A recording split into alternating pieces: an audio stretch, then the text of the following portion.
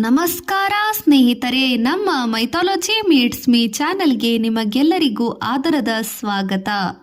ಈಗ ನಾವು ಸನಾತನ ಧರ್ಮದ ಅತ್ಯಂತ ಶಕ್ತಿಶಾಲಿ ಮತ್ತು ಕಠಿಣ ವ್ರತಗಳಲ್ಲಿ ಒಂದಾದ ನಿರ್ಜಲಾ ಏಕಾದಶಿ ಬಗ್ಗೆ ಸಂಪೂರ್ಣವಾಗಿ ತಿಳಿದುಕೊಳ್ಳೋಣ ಬನ್ನಿ.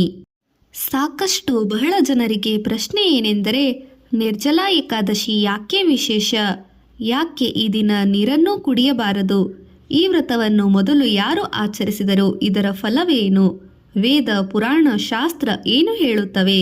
ಈಗ ಇವೆಲ್ಲಕ್ಕೂ ಉತ್ತರ ಸಿಗಲಿದೆ. ನಿರ್ಜಲಾ ಏಕಾದಶಿ ಎಂದರೇನು? ನಿರ್ಜಲ ಎಂಬ ಪದದಲ್ಲಿ ನೀರು ಇಲ್ಲದೆ, ಜಲ ಅಥವಾ ನೀರು ಅಂದರೆ ನೀರಿಲ್ಲದೆ ಉಪವಾಸ. ಹಿಂದೂ ಪಂಚಾಂಗದಲ್ಲಿ ಪ್ರತಿ ತಿಂಗಳು 2 ಏಕಾದಶಿಗಳು ಬರುತ್ತವೆ. ಒಟ್ಟು ವರ್ಷಕ್ಕೆ ಸಾಮಾನ್ಯವಾಗಿ 24 ಏಕಾದಶಿಗಳು. ಎಲ್ಲ ಏಕಾದಶಿಗಳಿಗೂ ವಿಷ್ಣು ಭಗವಂತನ ಆರಾಧನೆಗೆ ಸಂಬಂಧಿಸಿದವು. ಆದರೆ ಜ್ಯೇಷ್ಠ ಮಾಸದ ಶುಕ್ಲ ಪಕ್ಷದ ಏಕಾದಶಿ ನಿರ್ಜಲಾ ಏಕಾದಶಿ ಅತ್ಯಂತ ಮಹತ್ವದ ಸ್ಥಾನದಲ್ಲಿದೆ. ಶಾಸ್ತ್ರಾನುಸಾರ ಈ ಒಂದು ಏಕಾದಶಿಯನ್ನು ನಿಷ್ಠೆಯಿಂದ ಆಚರಿಸಿದರೆ ಎಲ್ಲ 24 ಏಕಾದಶಿಗಳ ಫಲ ದೊರೆಯುತ್ತದೆ ಎಂದು ನಂಬಲಾಗಿದೆ. ಪುರಾಣ ಮತ್ತು ಇತಿಹಾಸದ ಕತೆ. ಭೀಮಸೇನಿ ಏಕಾದಶಿ. ಈ ವ್ರತಕ್ಕೆ ಸಂಬಂಧಿಸಿದ ಪ್ರಸಿದ್ಧ ಕತೆ ಮಹಾಭಾರತದ ಪರಂಪರೆಯಲ್ಲಿ ದೊರೆಯುತ್ತದೆ. ಪಾಂಡವರಲ್ಲಿ ಭೀಮ ಎಂಬ ಅತ್ಯಂತ ಶಕ್ತಿಶಾಲಿ ಪಾಂಡವನಿದ್ದ. ಆದರೆ ಅವನಿಗೆ ಒಂದು ದೊಡ್ಡ ದೌರ್ಬಲ್ಯ ಇತ್ತು. ಅದು ಹಸಿವು. ಭೀಮನ ಜಠರಾಗ್ನಿ ತುಂಬಾ ಪ್ರಬಲ. ಅವನಿಗೆ ಉಪವಾಸ ತುಂಬಾ ಕಷ್ಟ. ಅವನ ತಾಯಿ ಕುಂತಿ, ಸಹೋದರರು ಮತ್ತು ದ್ರೌಪದಿ ಎಲ್ಲರೂ ಏಕಾದಶಿ ಆಚರಿಸುತ್ತಿದ್ದರು. ಆದರೆ ಭೀಮನಿಗೆ ಆಗುತ್ತಿರಲಿಲ್ಲ. ಒಂದು ದಿನ ಅವನು ಮಹರ್ಷಿ ವ್ಯಾಸ ಅವರ ಬಳಿಗೆ ಹೋದ.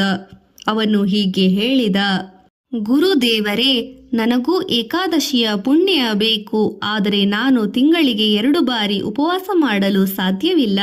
ವ್ಯಾಸರು ಹೇಳಿದರು: ಭೀಮ, ನಿನಗೆ ಎಲ್ಲ ಏಕಾದಶಿ ಸಾಧ್ಯವಿಲ್ಲದಿದ್ದರೆ ಒಂದು ದಿನ ಸಂಪೂರ್ಣ ನಿಷ್ಠೆಯಿಂದ ಆಚರಿಸು. ಅದೇ ನಿರ್ಜಲಾ ಏಕಾದಶಿ. ಅನ್ನವಿಲ್ಲದೆ, ಫಲವಿಲ್ಲದೆ, ನೀರಿಲ್ಲದೆ ಕೇವಲ ಜಪ, ಧ್ಯಾನ, ವಿಷ್ಣು ಸ್ಮರಣೆ. ಭೀಮ ಈ ವ್ರತವನ್ನು ಕಷ್ಟಪಟ್ಟು ಪೂರ್ಣಗೊಳಿಸಿದ. ವಿಷ್ಣು ಸಂತುಷ್ಟನಾಗಿ ಆಶೀರ್ವಾದ ನೀಡಿದ. ಆದ್ದರಿಂದ ಇದನ್ನು ಭೀಮಸೇನಿ ಏಕಾದಶಿ ಎಂದು ಸಹ ಕರೆಯುತ್ತಾರೆ. ವೇದಗಳ ದೃಷ್ಟಿಯಲ್ಲಿ ಜಲದ ಮಹತ್ವ.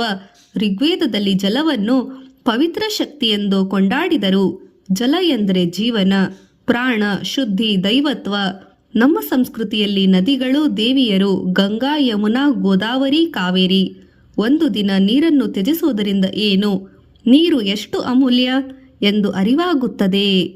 ನಮ್ಮ ಜೀವನದಲ್ಲಿ ನೀರಿನ ಸ್ಥಾನ ಅಮೂಲ್ಯವಾಗಿರುತ್ತದೆ ಎಂದು ಅರಿವಿಗೆ ಬರುತ್ತದೆ. ಇದು ನಮಗೆ ಕೃತಜ್ಞತೆಯನ್ನು ಕಲಿಸುತ್ತದೆ. ಉಪನಿಷತ್ತಿನ ತತ್ವ. ಕಥಾ ಉಪನಿಷತ್ತಿನಲ್ಲಿ ಮತ್ತು ಇತರೆ ಉಪನಿಷತ್ತುಗಳು ಹೇಳುವ ಸತ್ಯ: ಮಾನವನು ಕೇವಲ ದೇಹವಲ್ಲ, ಅವನಲ್ಲಿ ದೇಹ, ಮನಸ್ಸು, ಬುದ್ಧಿ, ಆತ್ಮ. ದೇಹ ಹೇಳುತ್ತದೆ ಹಸಿವು ಬಂದಿದೆ ತಿನ್ನು, ಬಾಯಾರಿಕೆ ಬಂದಿದೆ ಕುಡಿ. ಆತ್ಮ ಹೇಳುತ್ತದೆ ನಿಯಂತ್ರಿಸು, ಜಾಗೃತನಾಗು. ನಿರ್ಜಲಾ ಏಕಾದಶಿ ಇದೇ ಪರೀಕ್ಷೆ. ಉಪವಾಸದ ನಿಜ ಅರ್ಥ. ಉಪವಾಸ ಎಂಬ ಪದದ ಅರ್ಥ ಬಹಳ ಜನರಿಗೆ ಗೊತ್ತಿಲ್ಲ. ಉಪ ಎಂದರೆ ಹತ್ತಿರ, ವಾಸ ಎಂದರೆ ವಾಸಿಸುವುದು, ಅಂದರೆ ಭಗವಂತನ ಹತ್ತಿರ ವಾಸಿಸುವುದು. ಅಂದರೆ ಉಪವಾಸದ ಉದ್ದೇಶ ಹಸಿವು ಅಲ್ಲ. ಉದ್ದೇಶ ಮನಸ್ಸು ದೇವರಲ್ಲಿ ನೆಲೆಸುವುದು, ಆಸೆಗಳನ್ನು ಕಡಿಮೆ ಮಾಡಿ ನಿಯಂತ್ರಿಸುವುದು, ಇಂದ್ರಿಯಗಳನ್ನು ನಿಯಂತ್ರಿಸುವುದು. ಭಗವದ್ಗೀತೆಯ ಸಂದೇಶ. ಭಗವದ್ಗೀತೆಯಲ್ಲಿ ಕೃಷ್ಣನು ಹೇಳುತ್ತಾನೆ ಅರ್ಜುನನಿಗೆ, ಇಂದ್ರಿಯಗಳನ್ನು ಜಯಿಸುವುದನ್ನು ಸ್ಥಿತಪ್ರಜ್ಞ ಎನ್ನುತ್ತಾರೆ. ನಮ್ಮ ನಿಜವಾದ ಯುದ್ಧ ಹೊರಗಿನವರೊಂದಿಗೆ ಅಲ್ಲ, ಒಳಗಿನ ಶತ್ರುಗಳೊಂದಿಗೆ. ಅವು ಕಾಮ, ಕ್ರೋಧ, ಲೋಭ, ಮೋಹ, ಮದ, ಮತ್ಸರ. ಇವುಗಳನ್ನು ಅರಿಷಟ್ ವರ್ಗ ಎನ್ನುತ್ತಾರೆ. ನಿರ್ಜಲಾ ಏಕಾದಶಿ ಈ ಶತ್ರುಗಳನ್ನು ವಿರುದ್ಧ ಸಾಧನೆ ಮಾಡುವುದು. ಆಚರಣೆ ಹೇಗೆ? ಸಾಮಾನ್ಯವಾಗಿ ದಶಮಿಯ ದಿನ ಸಾತ್ವಿಕ ಆಹಾರ, ಲಘು ಊಟ, ಮನಃಶಾಂತಿ, ಮನಃಶುದ್ಧಿಯನ್ನು ಮಾಡಿ ಏಕಾದಶಿ ದಿನ ಬ್ರಹ್ಮ ಮುಹೂರ್ತದಲ್ಲಿ ಎಚ್ಚರಿಕೆಯಾಗಿ ಸ್ನಾನ, ವಿಷ್ಣು ಪೂಜೆ, ಜಪ, ವಿಷ್ಣು ಸಹಸ್ರನಾಮ ಪಾರಾಯಣ. ನೀರಿಲ್ಲದೆ ಉಪವಾಸ. ದ್ವಾದಶಿಯ ದಿನ ಪಾರಣ, ದಾನ, ಅನ್ನ ಸೇವೆ. ದಾನದ ಮಹತ್ವ. ಈ ದಿನ ವಿಶೇಷವಾಗಿ ಜಲದಾನ, ಮಜ್ಜಿಗೆ ದಾನ, ಅನ್ನದಾನ, ವಸ್ತ್ರದಾನ ಮಹಾ ಪುಣ್ಯದಾಯಕವಾಗಿದೆ. ಏಕೆಂದರೆ ಭಕ್ತಿ ಎಂದರೆ ಕೇವಲ ಪೂಜೆ ಅಲ್ಲ, ಸೇವೆಯು ಭಕ್ತಿ. ಆರೋಗ್ಯದ ಬಗ್ಗೆ ಕಾಳಜಿ ವಹಿಸಿ. ನಿರ್ಜಲ ಉಪವಾಸ ತುಂಬಾ ಕಠಿಣ. ಜಾಗೃತೆ ವಹಿಸಬೇಕಾಗಿರುವುದು ಮಕ್ಕಳು, ವೃದ್ಧರು, ಗರ್ಭಿಣಿಯರು, ಅನಾರೋಗ್ಯದಲ್ಲಿರುವವರು.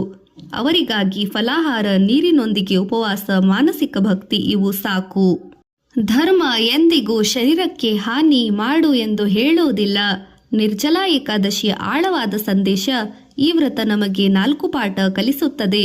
ಶಿಸ್ತು, ಎಲ್ಲ ಆಸೆಗಳನ್ನು ತಕ್ಷಣ ಪೂರೈಸಬೇಕೆಂದು ಇಲ್ಲ. ಸಹನೆ, ಎಲ್ಲ ರೀತಿಯ ಕಷ್ಟವನ್ನು ಸಹಿಸುವ ತಾಳುವ ಶಕ್ತಿ. ಕೃತಜ್ಞತೆ, ನೀರು ಮತ್ತು ಅನ್ನದ ಮೌಲ್ಯ. ಭಕ್ತಿ, ದೇವರಲ್ಲಿ ಸಂಪೂರ್ಣ ಸಮರ್ಪಣೆ. ಹೀಗಾದರೆ ನಿರ್ಜಲ ಏಕಾದಶಿಯ ನಿಜ ಅರ್ಥ ಏನು ಗೊತ್ತೇ? ಇದು ಕೇವಲ ನೀರು ಕುಡಿಯುವುದು ಅಲ್ಲ ಎಂಬ ವ್ರತವೂ ಇಲ್ಲ.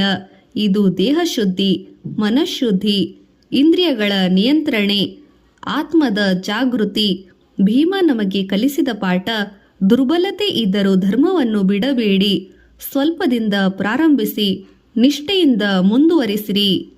ಭಗವಂತನನ್ನು ನೋಡುವುದು ನಮ್ಮ ಹೃದಯದ ಒಳಗಡೆ ಭಕ್ತಿಯಿಂದ. ಜೈ ಶ್ರೀಹರಿ, ಜೈ ಸನಾತನ ಧರ್ಮ, ಜೈ ಶ್ರೀ ವಿಷ್ಣು ಭಗವಾನ್ ಕಿ ಜೈ.